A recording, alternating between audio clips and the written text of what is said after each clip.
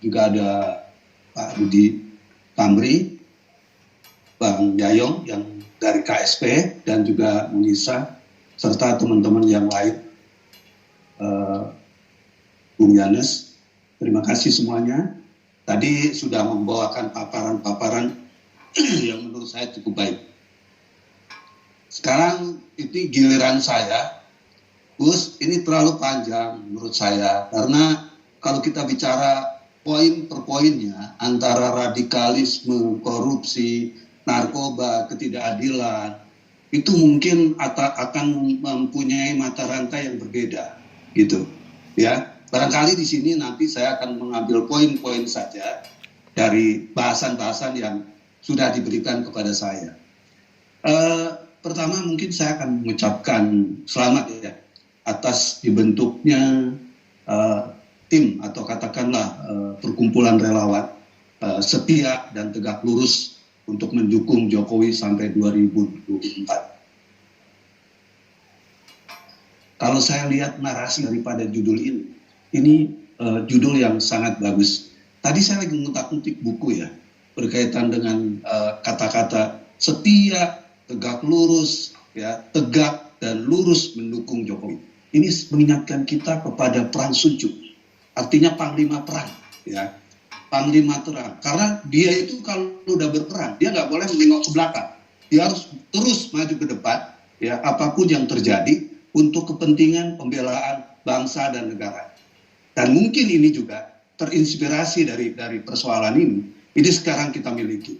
Dan mudah-mudahan itu terus kita gaungkan sampai tahun 2024, kita kawal terus presiden kita supaya nanti mempunyai legasi yang baik ya setelah masa akhir pemerintahan. Baik, teman-teman, saya mungkin di sini berkaitan dengan melawan intoleran. Kenapa saya dikasih judul ini? Mungkin Gus tahu ya, udah lama ini kita lagi membentuk tim hukum. Berkaitan dengan tadinya tim hukum ini memang ditujukan kepada gerakan teman-teman yang lagi melakukan demo. Karena demo-demo yang mereka lakukan itu kemudian mendapat counter ya dari pihak lawan. Jujur ya, saya di sini nggak menyebutkan siapa orang ini. Ya. Kemudian rencananya mau dilaporkan dan sebagainya. Bahkan itu tokoh media sosial ya, itu juga akan dilaporkan dan sebagainya. Sehingga kita jujur ya tergerak melihat persoalan ini. Bagi saya ini adalah suatu pukulan yang sangat luar biasa berat. Karena kenapa? Di tengah-tengah menjelang berakhirnya masa jabatan presiden, kok tiba-tiba ada orang yang muncul, ya, ada orang yang hadir di tengah-tengah kita, itu juga teman kita, itu seperti berbelok arah, mengambil garis yang berbeda. Nah tentunya persoalan ini menjadi cambuk buat kita. Ini sebetulnya motivasinya apa, ya? Terus kemudian tujuan, endingnya itu apa dari persoalan ini? Karena kalau saya lihat, ini nggak mungkin sih sekonyong-konyong beliau itu menarasikan dia akan membela karena Munarman itu tidak terlibat dan lain sebagainya. Ini bagi saya kalau dilogikakan yang paling sederhana, ini logika yang sangat-sangat kebablasan, sangat-sangat tidak masuk akal. Karena kenapa? Saya lihat apa yang sudah dilakukan oleh Densus seperti yang saya sudah buat juga di dalam tulisan saya, ya. Densus tuh bekerja bukan main-main. Tadi Bang Rudi sudah menjelaskan bahwa Densus kalau bekerja itu sangat teliti dan sangat cermat, ya, bahkan terkesan kayak lambat. Ya karena memang mereka nggak mau disalahkan, mereka nggak mau di peradilan itu kalah, kan gitu, ya. Nah kalau saat ini kasus itu sudah sampai tingkatannya ke pengadilan, itu bukan persoalan yang mudah, gitu. Karena tahapan-tahapan untuk menuju ke sana itu tahapannya panjang, ya. Saya sebagai seorang pengacara, saya ngerti sekali alur daripada proses pemeriksaan. Pertama, ya, perkara akan diserahkan ke kejaksaan. Benar nggak nih apa yang disajikan, yang dimasak oleh polisi, ya, atau Densus dalam persoalan ini, itu bisa diterima masakan ini oleh pihak kejaksaan. Kalau bisa diterima atau mungkin masih belum nikmat atau belum enak, masih ada kekurangan, jaksa akan memberikan petunjuk. Namanya di dalam hukum acara itu P19 atau ada juga P18 ya. Biasanya yang kita kenal itu P19 ya, itu petunjuk bahwa ini lengkapi, oh ini lengkapi, oh ini masih kurang ini lengkapi. Sehingga untuk membungkus semua kasus ini sampai ke pengadilan itu betul-betul antara pihak kejaksaan maupun juga dengan pihak kepolisian, Densus di dalam persoalan ini itu nggak sembarangan. Densus ini ya katakanlah aman ya sebagai penyidik ya tentang terorisme dengan pihak kejaksaan itu persoalan yang tidak main-main. Karena kenapa? Ini kejahatan transinternasional. Jadi ukurannya bukan hanya Indonesia yang melihat persoalan ini. Kalau seseorang misalnya, seorang tokoh, apalagi Munarman ini kan tokoh ya, FPI yaitu adalah organisasi yang sangat dikenal, bahkan barangkali itu di dunia internasional juga ya, karena saya dengar isunya udah kemana-mana. Nah, kajian-kajian hukum karena berkaitan dengan masalah pandangan dunia internasional dan juga pandangan penegakan hukum yang ada di Indonesia itu bukan sembarangan. Makanya begitu dikatakan bahwa ini kerja yang nggak benar, ini memfitnah, ini Munarman ini nggak terlibat terorisme dan lain sebagainya, dia cinta NKRI. Jujur saya melongo. Saya sebagai seorang hukum melongo. Melongo ini kenapa? Kok dinaikkan pekerjaan Densus ini? Itu. Ya, kok dinaikkan kerjaan kejaksaan ini? Ini kan membangun sebuah ambigu ya bagi bangsa dan negara kita bahwa ranahnya mau dibawa kemana? Itu ya. Ini kira-kira kaitan dengan menyangkut masalah itu. Oleh karena itu teman-teman, besok rencananya tadi kita juga ada ngelis daftar teman-teman di tim hukum Merah Putih ini ya untuk mengadakan suatu demo. Sebetulnya sih bukan demo ya, kita hadir di sana dalam rangka mendukung BNPT dan Densus untuk bekerja terus ya. Kita katakan teman kita itu bukan bagian dari kita. Kita adalah kita yang cinta NKRI. Siapa? Ya teman-teman yang ada di sini, teman-teman yang ada di sana, yang perjuangan itu sama. Sama-sama bagaimana NKRI ini utuh, NKRI ini tidak tercabik-cabik seperti di negara lain. Itu tujuan kita. Dan yang paling saya sesalkan lagi, saya akan menjadi juru damai, seolah-olah seperti itu. Loh, kalau dia menjadi juru damai, kenapa teman-temannya dimusuhin? Ini gimana? Saya lihatnya, saya nggak ngerti jalan pikirannya seperti apa. Sehingga saya berpikir apakah ada kontek-kontek yang lain yang memang ini sangat politis. Makanya kemarin kita menyikapi persoalan ini, jujur kita sangat hati-hati sekali. Nah kira-kira itu. Nah terus kemudian juga ya teman-teman selain besok saya juga kami tim dari tim tim pembela Merah Putih akan mendatangi BNPT dan juga Densus. Kemudian juga kita akan mengapresiasi langkah pengadilan. Gimana juga kita nanti akan demo, kita konferensi pers di sana, kita mendukung pengadilan dan kejaksaan. Ya, jangan takut. Jangan-jangan nanti dengan adanya kesaksian ini sehingga menjadi pemikiran bercabang. Ini jangan-jangan benar nih disuruh seseorang nih untuk bagaimana membebaskan ini. Ini sesuatu yang konyol lah menurut saya. Betul. Ya. Oleh karena itu ya dukung terus tim hukum Merah Putih ini untuk bagaimana menjadi bagian dari perjuangan dari setia dan tegak lurus tadi. Kemudian berkaitan dengan masalah korupsi. Ini menarik ya. Kenapa saya katakan menarik? Sekarang ini KPK jujur lebih banyak diamnya daripada bekerjanya. Saya nggak tahu motifnya ini apa. Apakah mereka ada kepentingan tertentu yang berkaitan dengan masalah-masalah korupsi. Kenapa saya katakan begitu? Ya, Lucunya KPK ini kadang-kadang seperti disetir oleh kelompok-kelompok tertentu. Contoh belum lama berkaitan dengan penangkapan Samadikun Hartono.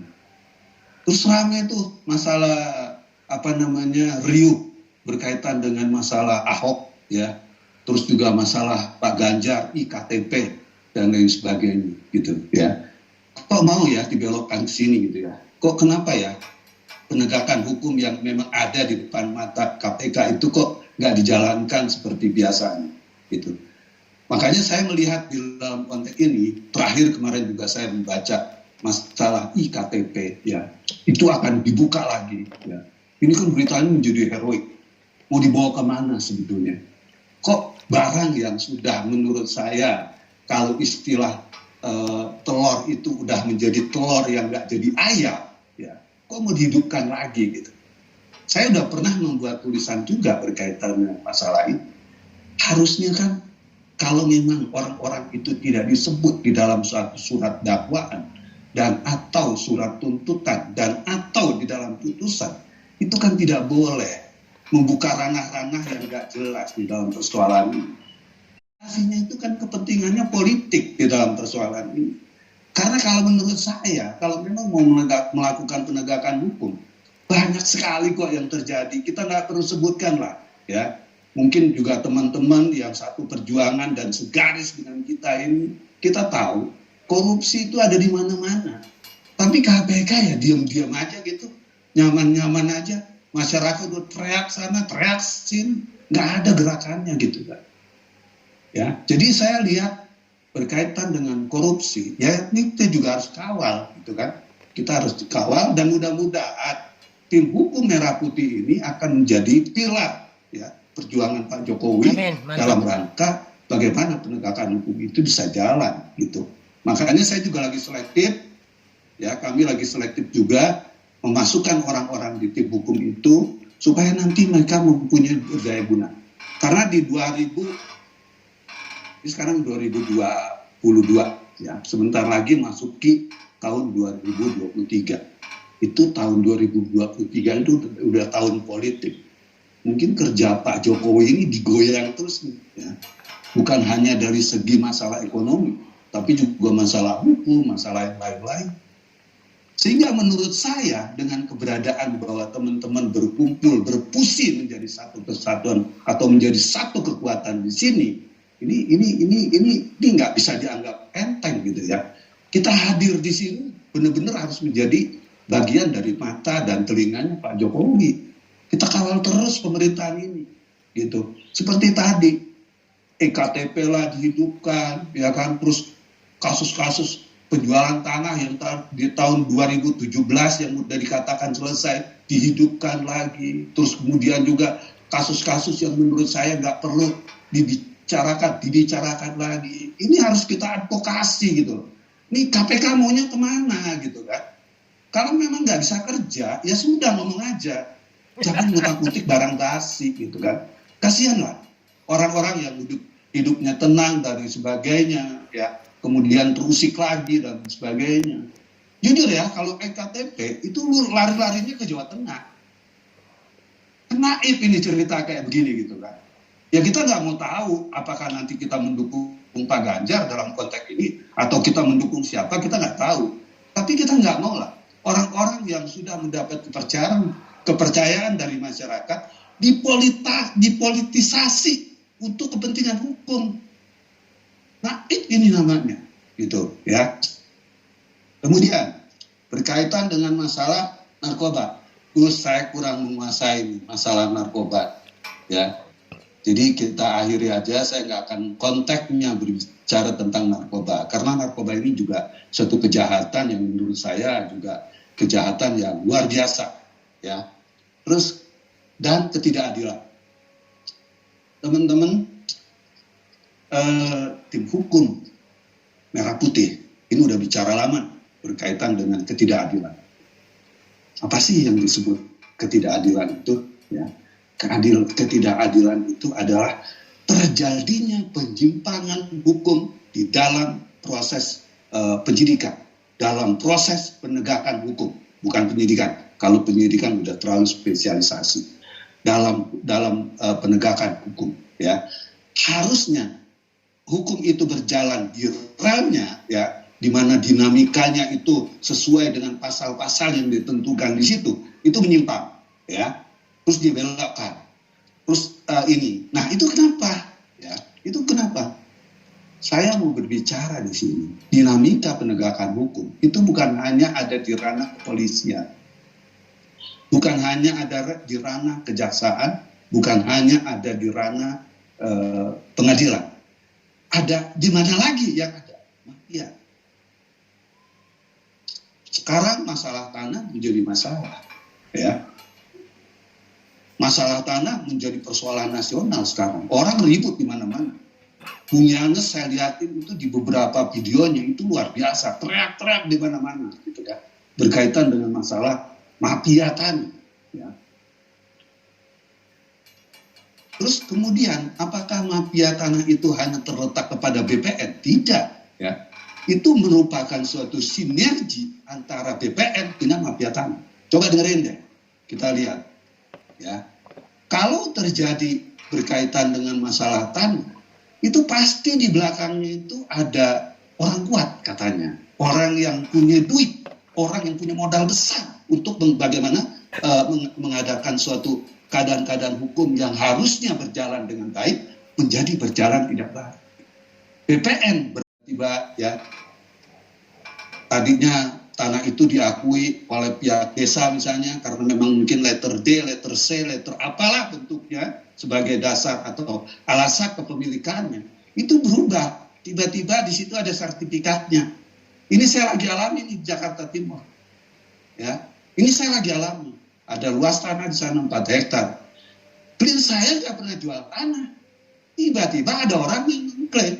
Dan anehnya BPN sudah menerbitkan 4 bidang sertifikat di atas tanah itu. Nah, kan lucu. Klien saya yang memiliki tanah, dokumentasi yang ada di kelurahan itu sama dengan data yang ada dimiliki oleh klien saya.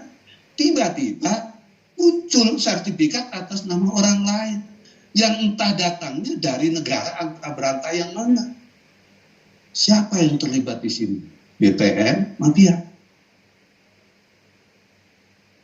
Sederhana kok BPN itu kalau giliran udah terpojok. Udah Pak, ajukan aja ke pengadilan, kan ada tun. Ya, digugat aja di sana produk kita dan lain sebagainya. Ini menurut saya kerjaan orang-orang gak bener kalau begini caranya. Loh, orang dia yang salah, kita yang disuruh menggugat. Ya kan? Orang dia yang maling kok kita akan diri ke polisi. Kok repot kita yang disuruh berjuang lagi gitu. Nah, ini parameter-parameter yang begini, ini harus kita benahi. Itu loh. Ya, mungkin nanti kita akan hadir di sini, ya. Kita akan hadir, kita menjadi bagian daripada perjuangan. Ya, kira-kira itu, karena nanti kalau saya ngomong terus ini juga waktunya nggak cukup. Sis Rum udah lagi siap-siap tuh, ya. Sis, besok udah berapa orang, Sis? Ada 30. Ada, oke. Ya. 50.